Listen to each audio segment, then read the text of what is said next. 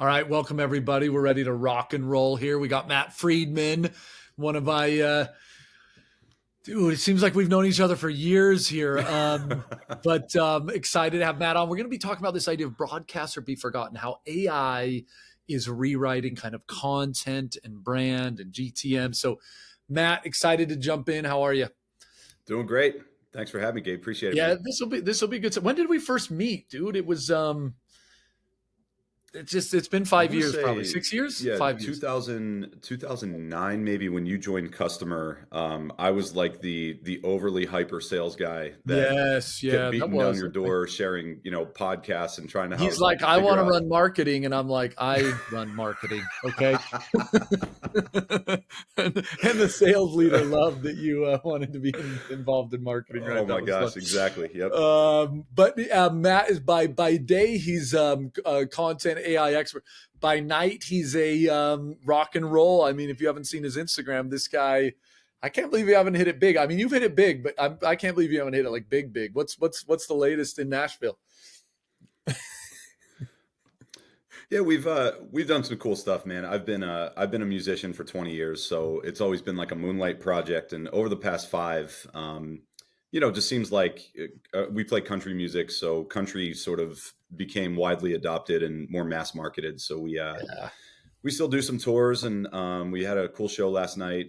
so cool, Done dude. stuff with Jelly Roll, Miranda Lambert, and some others. But it's a passion. It's fun. I enjoy it. It's all it's been hard to integrate those two worlds together, but I Yeah, feel like yeah. finally at 40 years old, I figured it It's out. getting So it's getting closer. Well, man, that's funny. I think that's why you and I always thought I was meant to be an actor or a musician, and somehow I got stuck in like tech. So I think you and I share a little bit of that. Like, you're kind of the Matthew McConaughey of tech. You could say that. oh man, well, hey, let's dive into that story. I think it all kind of relates, but tell us a little bit about the background, what you've been up to. You obviously talked a little bit about the musician and how that's maybe starting to feed into kind of this unified kind of mission for you, but ultimately you've kind of landed at Rhythm and you're doing some cool stuff there. So tell us a little bit about what's going on and what Rhythm. Yeah, so I founded Rhythm really at the intersection of two things. One, again, like you had mentioned, building a personal brand for me as a musician was a really important thing, like a way for me as a creative outlet at the outset. But I realized quickly that anyone who's building something for themselves personally as a creative, whether it's a podcast, a band, whatever, um, the content is a big part of it, but the marketing and the promotion and all the visibility and the content is such an important factor. So I was just trying to get a final number, but it was close to about $250,000 over the past 5 years on content creation and building a music brand, Hmm. for us. And the net of that is that I've learned and failed a lot with my own dollars investing into it, and I've tried just about everything. And I know you're like this, just trying stuff to see what sticks. Yeah. And we have built a really cool thing on the music side, something unique and something I'm really proud of. Hmm. And over the years, people would ask, like, how are you doing this? Like, how are you getting these shows? Who's shooting your content? Who's Hmm. doing your posting Hmm. for you? And, I started to sort of, keep receipts on that. And over time, I was like, you know what? If I was ever to make the jump back to entrepreneurship again, that seems to be what I know best and what I've invested in myself. The failures I've had, the learnings I've had, the platforms I know, Totally. the relationships. So, we set out to do this and help entrepreneurs, founders, and startups build that content engine, and we Cool. leverage AI to waterfall and scale content for brands. So Yeah, look, that's super cool to hear the story, and I think that is, like I said, a little bit of a joke, but even when I met you, way back when, it was clear, you do things with a brand first mentality, whether it was sales, marketing, SaaS, AI, like, that's always think just been and I think that probably came from some of the music and some of the challenges the ups and downs went through there. I want to dive into this content. You mentioned the waterfall, and that's something you've kind of been talking about, this waterfalling content, and yeah. how brands and companies can kind of start to piece that together. Want to get into some of these lessons learned. So what is it and why is it important? Yeah, it's a great question. So, waterfalling content is a relatively new concept. I certainly can't take credit for it, but it's something that we've Do it, man. adopted. Do it. You know, I do that all the time. I'm all about freaking. I've been taking credit for so many things. So I credit Matt. Waterfalling trademark. Go. Done. All right. Sounds good.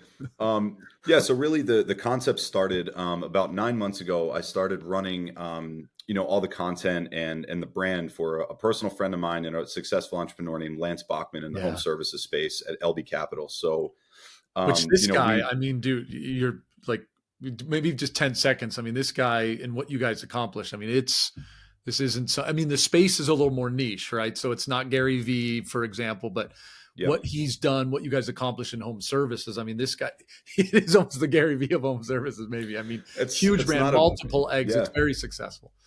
It's not a bad comparison. And thank you to Signals, as a partner of ours, we leveraged, the AI agent Connie that we built for the conference to sell tickets. And so you guys were a big part of that growth. But really what we did with Lance has a very unique story. He sold his first digital marketing company that was an agency for 30, 40 million bucks and wrapped a lot of that, that money back into buying home service companies, roofing companies, HVAC, plumbing, all that kind of stuff. Yeah. And his playbook was he would buy them at an undervalued sort of like, hey, we're stuck here. We can't scale past 5 million bucks. He has this unbelievable team of executors, Yeah. sales, marketing, finance, ops that they plug in. And in 18 months, he can take a $0, and he did this, a company from $0 in sales to 25 million in sales and roofing, sell the company for 40, everyone gets paid, and it's just rinse and repeat. And he's done this 7 times now in the Wow. past two and a Wow. half years for about 150 million bucks. That's so crazy. So the content waterfall approach, he approached me in December of last year at a conference and said, the bigger my brand gets, the more deal flow comes to me where I don't have to seek out the next best roofing company. So we were like, all right, you have 5,000, subscribers on social media, not a huge brand. We have to like 50 to 100x the output of content, where he was doing maybe, 3 to 5 posts a week. And we turned that into doing almost 300 a month. What? Just by On a variety of channels. There's a variety of channels, I assume, or across all across it. channels. Yeah. Yeah. Yeah. Wow. Wow. So, in the output of that, we took him from about 5,000 subscribers on Instagram to about 85,000, all organic. We weren't purchasing, there were no bot farms. We put out about 1,600 videos on YouTube. So as YouTube exploded. And the method that we took was I built an AI platform that we call Waterfall. I'll send it out to anyone who subscribes to this, but we basically built a platform that takes a YouTube video link, plugs it in, and it waterfalls up to 25 different pieces of content from the transcript of the YouTube video. Yeah. So for us, it's just a starter to say like, hey, here's 10 LinkedIn posts, tweets, playbooks, SEO blog posts for Reddit, thought starters for a GPT. So the AI can now automate if personal brand growth, if you're someone listening out there, there are ways to take one individual piece of content and waterfall it so that you have consistent posts going out every day. So, Okay. And look, this is I mean, as a content producer myself, I mean, we're all like, what you just described is the dream, and the numbers are bonkers. The question obviously on everyone's mind, including myself, is, how do you do it? Because there is this, I get caught up in the FOMO on LinkedIn sometimes. I closed 1 trillion deals via AI, and I wrote I'm sitting on a yacht. 500 Amazon bestsellers via AI, and I'm like, what? How come they can write a bestseller in a day and I can't?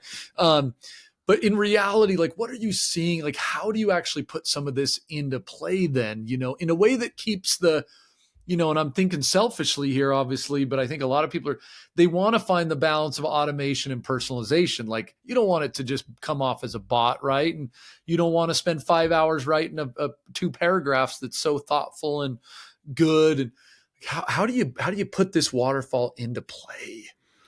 It's a great question. Yeah, we don't, to your point, we would never take something that AI generated and just post it. Yeah. We use it as a thought starter and more to test and reconfigure and calibrate the AI itself. So if it pumps out something from a YouTube transcript, which is verbatim, so that's helpful. Mm-hmm. Um, we'll tweak it, but it'll be a good thought starter for us. And then we can take those concepts, work it, sit with Lance and be like, hey, are you okay with this? What do you think? Do you want to expand? So if nothing else, it gave us the insight or the thought starter for that day or Yeah. for that Yeah. hour to be able to generate Yeah. content from. So And that was a big one. So you would start with him pretty raw, like a YouTube type thing, and then that would be the so to say the top of the waterfall, and then from there you'd get rocking and rolling. yeah, for Lance specifically, we had cameras on him 10 to 12 hours a day, every day. So every Zoom call he had, every meeting he has, this is obviously an extreme case where if if you wanted hyper scale and build a personal brand, the investment has to be time and money. So 12 hours of his day every day was filming behind the scenes B-roll content, moments from his calls, him walking into a meeting. So that's the extreme case. For someone who's out there listening saying, hey, I just got to get 5 to 6 posts a week done just to build my brand. There's definitely a pared down version of that that's more realistic for you to execute. The But question that that, we asked but that Lance, oh, good. intensity, just so I'm understanding it, it was, yeah, because a lot of us are like crawl steps. So it's like, hey, you know, let's start posting once a week, 3 times a Yep. week type of thing. But what you just explained was, yeah, like you did it was like the Gary V I mean, it was Zoom calls, meetings, and you had that type of content then ready and available. And then from there, you could really start to bridge that waterfall gap and take Yep. that and multi-purpose it into just a variety of things. Got it. Yeah, you just work Yeah. backwards from the outcome that you're trying to drive. With Lance, again, it was think Alex Hormozy was sort of the godfather of this in a lot of ways, and he owns acquisition.com, and his whole platform is free value add edutainment business content, and YouTube is really his lead magnet. Yeah. He gives everything away for free, Yeah. but he runs coaching groups, mastermind programs, and he wants companies to come to him so he can acquire them, at a value rate, grow it, and sell it. So very similar to Lance. Um, the thing that we wanted to do with Lance was not only bring deal flow, but also we wanted to create a coaching group and like a mentor stack that we could offer and have people come in and subscribe to. Sure. And this, we've been really public about it, and because we were damn proud of it. We took a concept in March and said, let's build a coaching group and sort of kind of promote it to like friends and family to see who wants in. And within 100 and I think 10 days, we grew his coaching group, to over a $3 million a year product, and But it was but the all idea, content. yeah, but the idea is again that top of funnel was so value driven. So kind of like you were saying, besides Lance, who was the other guy you were saying? What was his name? I think Alex Hormozy, Or Mosey. if you, Sorry, yeah, sorry, I know that. yeah, he does about Um, the best job of any, I think. yeah, but the idea was it he didn't actually charge. So you mentioned like yes, so much value up top that people were enthralled by it. They were taken in by it. YouTube, I guess, was you mentioned his channel was choice. But once that concept, that brand, but man, it sounds like the intensity of that top of funnel content, at least for the worlds you were playing in, wasn't like a once a week type thing. I mean, it was like the Gary V type of thing. But once you got that base, you had so many people there, it then became so much easier to kind of coaching courses, but because you had them in the net, so to say, Yep. right? Yeah, the philosophy is, and you're great at this. You have a huge LinkedIn following, and you're a platform voice. And the thought is, when you get to that level, and with Lance, it was like there doesn't have to be any secrets. Like there doesn't have to be a gap between you and this walled off paid content. Yeah. It's like just, especially with AI, people can get quick answers to things and quick strategy or a quick anecdote from ChatGPT. So it's not like you're competing with that, but why not be authentically genuine in the amount of value that you can put out there and share it with the Totally. world? And you'll attract the people in your orbit that are going to subscribe to that naturally. Yeah. And it worked. Wow, man. That's yeah. Look, I'm This is good. This is probably good for me to hear. I'm sure the audience will love it. So, what do you? So go one step just further into the kind of the waterfall. So I think conceptually I get it, but how do you take it from there? Do you, because now you maybe do have, let's say, because I love the idea of using what you already have. So some of these leaders, are on Zoom calls or they're in meetings, and maybe let's say they grab some of that content. But how do you actually take that and get it into a position of social? Is it the tool set? Is it a staff? Is it like how do you take that and then waterfall it out? Yeah, we just it's a good question. We just put out a study, I think about a week and a half, 2 weeks ago, just called the 2025 cost of content. Hmm. So if you're looking at executing truly a good modern content stack, there's really three different ways to approach it. You can have the in-house team, which can be very expensive, which we invested in, Hmm. very time and labor intensive, but you can get extreme results like we did. So that's for the probably the extreme practitioner who wants to go whole hog on this thing. Yeah. Um, the second sort of middle version is an agency that you can hire, and send like, hey, there's a podcast agency, I have a social agency, I Yeah. have hack together 4 or 5 different outsourced companies to do it. I mean that The that's what a lot of I think people go, and I've played that game, and those two options are fairly tough. The first one is expensive because and the second one's expensive, and it feels what, like you said, it's stacky. It's I kind of got a podcast, I kind of got a multiple together, or if you're going to go for one agency, man, that's just tough. Anything else you got? Because I don't like those options.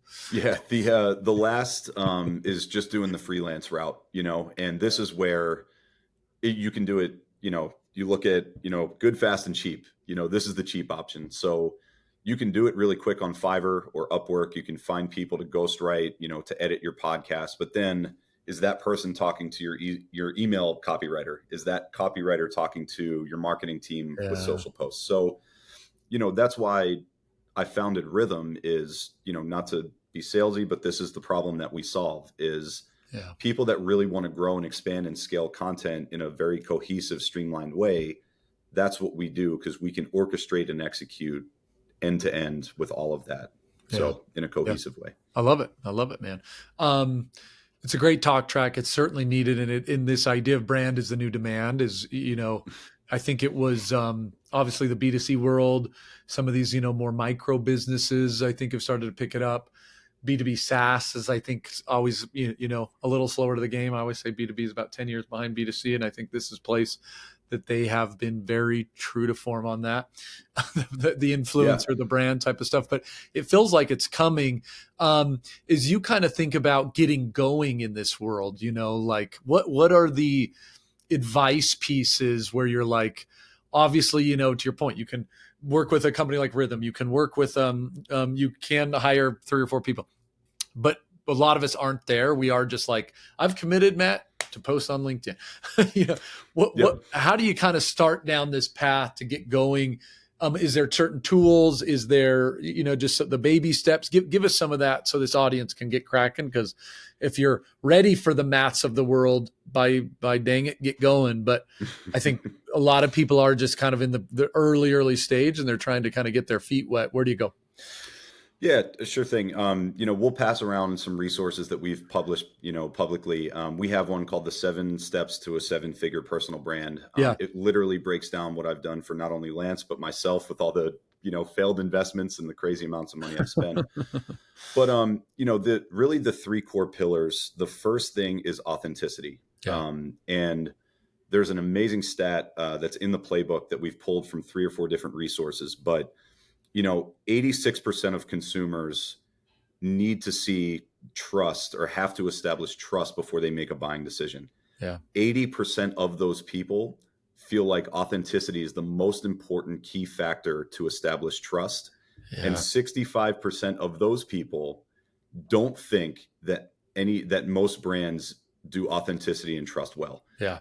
So there is a massive gap still between brands where the consumer wants the brand to be versus how authentic do they feel that a brand truly is. So the authenticity gap right now is a massive problem. It's So if so, you're dude, I starting love out, that. I love that. Yeah. just some questions to ask yourself is like, a what is not only what are you trying to gain, what's the objective from putting content out? Like money and revenue is obvious. Everyone wants brand growth, but the worst thing you can do is come out of the gate starting to sell stuff. It's yeah, And you know this, yeah, right? Like how many brands do you see are just like offer this, promotion this, 20% off this, we did this. Nobody cares about your product, I promise you. No one cares. They want to see, you know, the human side, the raw element, the B-roll, the non-glamorous, not flashy stuff yeah, that sells your story for you, yeah, you know. yeah. You know, Look, you're really I good think at that. You know, talking authentically and, no, I you know, appreciate, man, but it's a learned, it's, you kind of learn it because, yeah, I think our natural inclination, especially as founders or leaders, is you're like, I want to, you love your product, you love what you're doing. And so, yeah, you're just like, man, I buy my crap. But, and actually AI isn't helping it in a lot of ways. I mean, I think people are starting to realize, obviously, okay, maybe I shouldn't just schlep my product. So that's probably given, but the next step down in some of these AI posts you see that are obviously come off pretty, maybe a little too polished, a little too formal, a little too not just your word authentic. Maybe they're not pushing their product, but they feel very, it's fun. It's hard. I feel like that first level, like not just pitching your product. I think a lot of people like got it. It's the next level down. There's these different levels. Maybe you got this in your mind of like levels of authenticity, or maybe you need to publish this, but I feel like people need to move down kind of like that value track. And it gets really, and some brands probably shouldn't go all the way down, but it's just, it gets very blurry in there. And I think people think they're doing it, but man, you read the posts and it feels vanilla. It feels AI, it feels fairly, nah. Um, and I don't know. It's just, it's kind of hard. I'm sorry, I'm trying to articulate, but it's hard to get to that raw. I love that word raw. I love the word authentic, and it takes practice. And someone like myself, and I'm not saying I wish I was Lance. I wish I was. So I wish did have a brand, but if anybody thinks I do, it's like practice, because you really got to kind of, like, to Matt's point, like take the blinders off, go real, and be like, how do I really feel about this shit? Type of thing. well, And that's the authenticity piece that leads to authority. You know, yeah, that's the bridge that you have to think about trying to gap yeah, is how do I lead with authenticity that the outcome will be eventually authority. And yeah, you know, you've gotten there. You know, I wouldn't count you out of that. I think the thing that people need to realize too, AI makes things so easy right now. Like it's so easy to just have ChatGPT yeah, prompt, you know, pump out a LinkedIn post and have something really inauthentic and just kind of generic and vanilla, to your point. I I'm a musician and I have a songwriter's background, you yeah, know, yeah. That's and a great example. Yeah, like you don't. for That so takes you time. can't for me the philosophy is, you know, like over obsess and over invest in the thought and the Mm, value that you can bring with your own IP. yeah, Use AI to scale and amplify the execution side of it once you have the concept and the idea really crafted and authentic to you. yeah, Don't let AI steal your authenticity or yeah, become your authenticity. yeah. You know, use it for the amplification, and that That's will right. lead to the That's a great. authority. That's a great piece of advice, because, yeah, we're giving too much of our. It almost is. Someone said the other day, how to use whatever some LLM, and I'm like, it actually has almost made it harder, because I wrestle with these things. So the songwriting is a perfect example. I'm not a musician, but I can imagine. I can imagine if I was. Like, you don't just, right. You don't just sit down, and you can't just transfer it over. Like, for hundreds of years, you have to, like, you play it, you get the words, you then wrestle with it, you kind of sleep on it, you come back, you kind of massage it, you could try a little different. Maybe I go this direction, I didn't like that direction. And what that's created for me is a brainstorm partner in an LLM, that I almost feel like it was easier before, because I could just kind of like spit out a thought and go. But now I'm like, I wrestle with it way more. And to your point, I actually think the result is much better, but the process is actually, for me, been harder, in that sense of like really trying to, like, get to the right words in a way that almost feels like a song than it does just to slap it up on Instagram posts. So I appreciate that. Anyways, Matt, wow. Well, super relevant, I think, piece at the moment. So many companies struggling to drive value, to drive demand, to get sales. And these old playbooks, of throwing money at Google aren't working as well. The the old playbook, I know it's generic, but this brand playbook, which I think people are kind of picking up, but knowing how to do it, they just don't know how to do it. So, anyways, super valuable advice. Appreciate the time. For the audience, have a fantastic day.